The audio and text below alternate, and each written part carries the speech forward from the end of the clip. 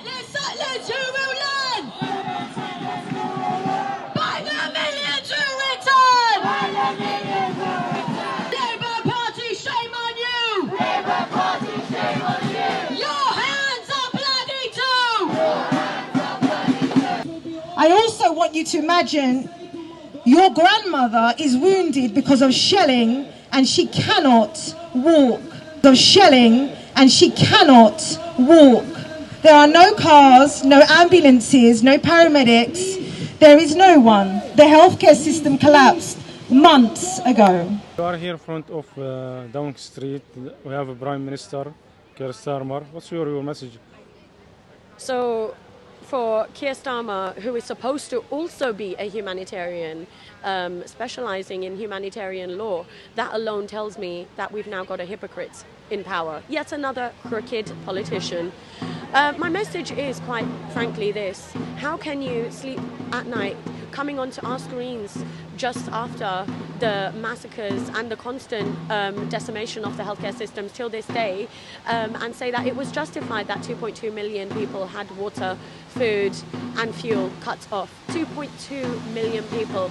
We've seen hospitals in Gaza lose power, babies with no oxygen because the generators are cut off, and no medical supplies. You know, he said that Israel is fully within their right to cut off medical supplies to babies and not allow the evacuation of these neonates out of Gaza until it reached critical condition. And we've already seen 33 hospitals destroyed, flattened to the ground, and now the European hospital also evacuated. So my message is this: do what you were trained to do.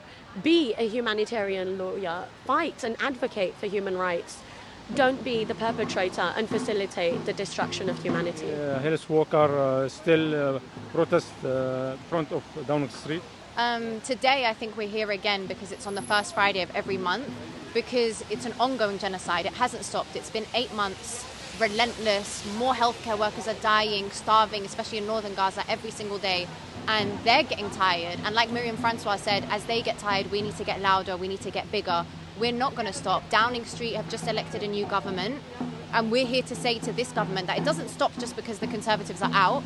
Labour, Independents, Green, whoever's in a seat, we will have our voices heard and speak up for the Palestinians. Tomorrow we have national march, and how do you see it's important to keep pressure on the new Prime Minister, the Labour government? Yeah, I think it's hugely important to keep the pressure on the new government. I think they have to know that our voices are going to be just as loud no matter who's in government, because this isn't about us, this isn't about them, this is about the people in Palestine, this is about the people in Gaza who are dying every single day. It has not stopped for 8 months now. The ones starving, the babies.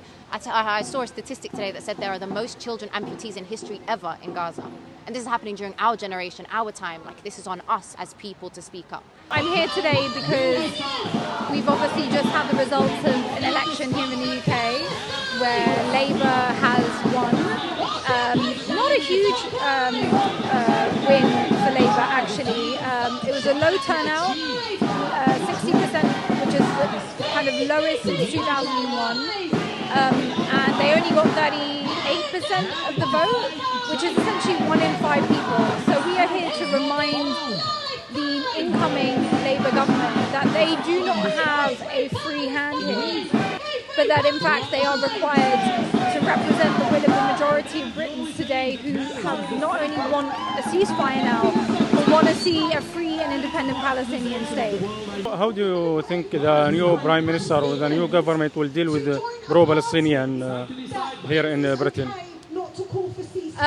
Well, we are not expecting a dramatic change because we've obviously seen the Labour government all through this even refusing to call for a ceasefire, using much vaguer language. So I think the key message is that we shouldn't be counting on the politicians at all, that we have to count on ourselves as the people to organise, to rally, to get together and to put the necessary pressure on those in power to ensure that they're listening.